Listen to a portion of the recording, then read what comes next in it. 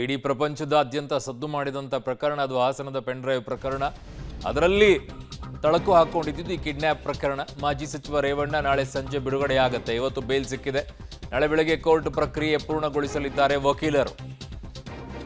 ಜಾಮೀನು surety bond ಪ್ರಕ್ರಿಯೆಯನ್ನ ಪೂರ್ಣಗೊಳಿಸಲಿದ್ದಾರೆ ವಕೀಲರು. ಬೆಳಗ್ಗೆ 10:30 ನಂತರ ಇವೆಲ್ಲವೂ ಕೂಡ ಆಗುತ್ತೆ. ನಾಳೆ ಮಧ್ಯಾಹ್ನದ ನಂತರ ಜೈಲಿಗೆ ಜಾಮೀನು ಆದೇಶದ ಪ್ರತಿ ತಲುಪುತ್ತೆ. ನಾಳೆ ಸಂಜೆ 7 ಗಂಟೆ ನಂತರವಷ್ಟೇ ರೇವಣ್ಣ ಬಿಡುಗಡೆ ಸಾಧ್ಯತೆ ಇದೆ. ನಾಳೆ ಸಂಜೆ 7 ಗಂಟೆ ನಂತರ ಏನಿಲ್ಲ, ಅಷ್ಟರೊಳಗೇನೆ ಆಗಿ ಹೋಗುತ್ತೆ. ಎಲ್ಲವೂ ಕೂಡ ಪ್ರಕ್ರಿಯೆ ಪೂರ್ಣಗೊಳಿಸಲಿದ್ದಾರೆ.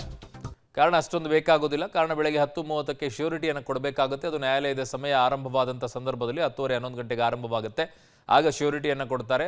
5 ಲಕ್ಷ ಬಾಂಡನ್ನು ಕೂಡ ಅಲ್ಲೇ ಕೊಡಬೇಕಾಗತ್ತೆ. ಅವೆರಡೂ ಕಾರ್ಯಗಳಲ್ಲಿ ಮುಗಿಯುತ್ತೆ. ಅದಾದ ನಂತರ ಜಾಮೀನು ಪ್ರತಿಯನ್ನು ತೆಗೆದುಕೊಂಡು ಪರಪ್ಪನಗ್ರಹಾರಕ್ಕೆ ಹೋಗಬೇಕಾಗತ್ತೆ.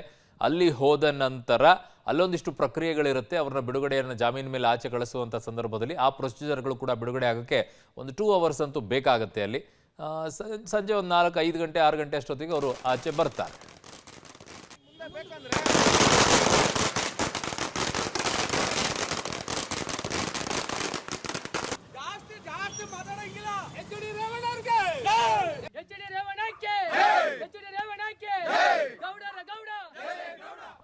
ನನ್ನ ಸಹೋದ್ಯೋಗಿ ಮುರಳೀಧರ್ ನನ್ನ ಸಂಪರ್ಕಕ್ಕೆ ಸಿಗ್ತಾ ಇದ್ದಾರೆ, ಕ್ರೈಮ್ ಬ್ಯೂರೋ ಹೆಡ್. ಮುರಳಿ, ಈಗ ನಾಳೆ ಆಲ್ಮೋಸ್ಟ್ ಆಲ್ ಬೆಳಗ್ಗೆ ನ್ಯಾಯಾಲಯ ಆರಂಭವಾದಂಥ ಸಂದರ್ಭದಲ್ಲಿ ಜಾಮೀನು ಶ್ಯೂರಿಟಿ ಆಗಬೇಕಾಗತ್ತೆ, ಜೊತೆಗೆ 5 ಲಕ್ಷ ಬಾಂಡ್ ಶ್ಯೂರಿಟಿ ಕೂಡ ಕೊಡಬೇಕಾಗತ್ತೆ. ಇವೆಲ್ಲವೂ ಕೂಡ ಆಗಿ ಮಧ್ಯಾಹ್ನದಷ್ಟೊತ್ತಿಗೆ ಹೋಗಿ ತಲುಪಿದ್ರೆ ಜೈಲಿನಲ್ಲೂ ಕೂಡ ಒಂದಿಷ್ಟು ಪ್ರೊಸೀಜರ್ಗಳು ಇದ್ದೇ ಇರುತ್ತೆ ಅಲ್ವಾ? ಅದು ಅಲ್ಲೊಂದು 1 ಅವರ್ 2 ಅವರ್ ಟೈಮ್ ತಗೊಳುತ್ತೆ ಅಲ್ವಾ ಮುರಳಿ?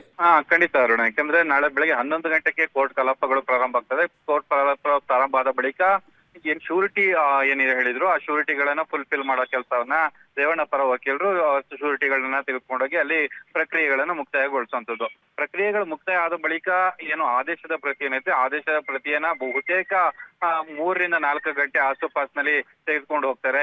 ತೆಗೆದುಕೊಂಡು ಹೋದ ಬಳಿಕ ಅಲ್ಲಿ ಮತ್ತೆ ಕಾರಾಗೃಹದಲ್ಲಿ ಒಂದಷ್ಟು ಪ್ರಕ್ರಿಯೆಗಳಿರ್ತವೆ. ಯಾಕಂದ್ರೆ ಆದೇಶ ಪ್ರತಿಯನ್ನ ಪರಿಶೀಲನೆ ಮಾಡುವಂತದ್ದು, ಜೊತೆಗೆ ಶ್ಯೂರಿಟಿ ಫುಲ್ಫಿಲ್ ಆಗಿರುವಂತ ವಿಚಾರ, ಈ ಎಲ್ಲಾ ಮಾಹಿತಿಗಳನ್ನ ಕಲೆ ಹಾಕಿದ ಬಳಿಕ ಬಹುತೇಕ ನಾಳೆ ರೇವಣ್ಣ ಅವರು ಬಿಡುಗಡೆ ಆಗ್ಬೇಕು ಅಂದ್ರೆ ಕನಿಷ್ಠ 6, 6:30, 7 ಗಂಟೆ ಆಸುಪಾಸ್ ಆಗುವಂತ ಸಾಧ್ಯತೆಗಳಿದ್ದಾವೆ.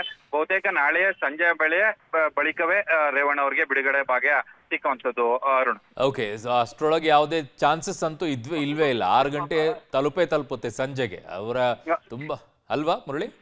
ಬಹುತೇಕ ಅರುಣ. ಯಾಕಂದ್ರೆ ಸಂಜೆ ತನಕನೂ ಆಗುತ್ತೆ ಈ ಪ್ರಕ್ರಿಯೆಗಳು. ಯಾಕಂದ್ರೆ ಎಲ್ಲಾ ಪ್ರಕರಣದ ಏನು ಮಾಹಿತಿಗಳಿರ್ತವೆ ಆ ಮಾಹಿತಿಗಳನ್ನ ತೆಗೆದುಕೊಂಡು ಅಮೀನಾ ಅಂತೇನು ಹೇಳ್ತಾರೆ ಅವರು ನ್ಯಾಯಾಲಯದ ಆದೇಶದ ಪ್ರತಿಗಳನ್ನ ಕಾರಾಗೃಹಕ್ಕೆ ತೆಗೆದುಕೊಂಡು ಹೋಗ್ಬೇಕಾಗುತ್ತೆ. ಕಾರಾಗೃಹಕ್ಕೆ ತೆಗೆದುಕೊಂಡು ಹೋಗಿ ಅಲ್ಲಿ ಒಂದಷ್ಟು ಪ್ರೊಸೀಜರ್ ಗಳನ್ನ ಮುಕ್ತಾಯಗೊಳಿಸಿ ಅದಾದ ಬಳಿಕ ಬಿಡುಗಡೆಯನ್ನ ಮಾಡೋದು.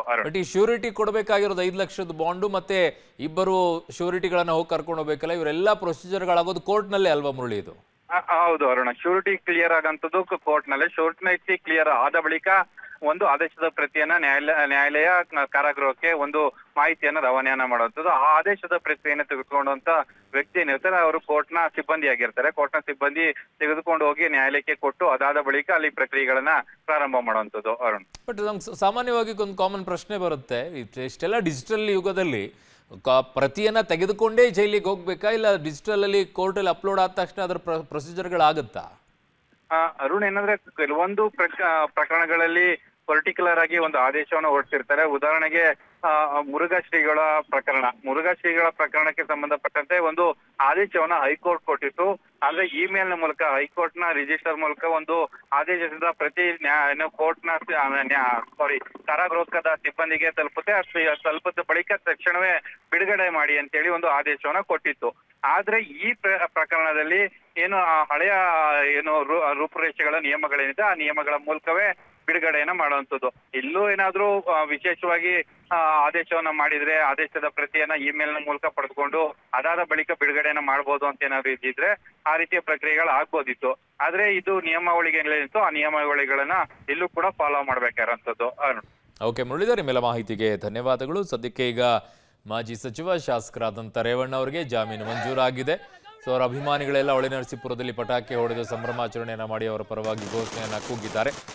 ಇನ್ನೊಂದು ಕಡೆಗೆ ಇವತ್ತು ಅವ್ರಿಗೆ ಜಾಮೀನು ಸಿಕ್ಕರೂ ಸಹ ಇವತ್ತು ಆಚೆ ಬರೋ ಹಾಗಿಲ್ಲ. ನಾಳೆ ಇಷ್ಟೊತ್ತಿಗೆ ಅವರು ಆಚೆ ಬರೋ ಸಮಯ ಆಗುತ್ತೆ. ಕಾರಣ ನಾಳೆ ಇನ್ನೂ ಕಾರ್ಯಗಳು ತುಂಬ ಇದ್ದಾವೆ.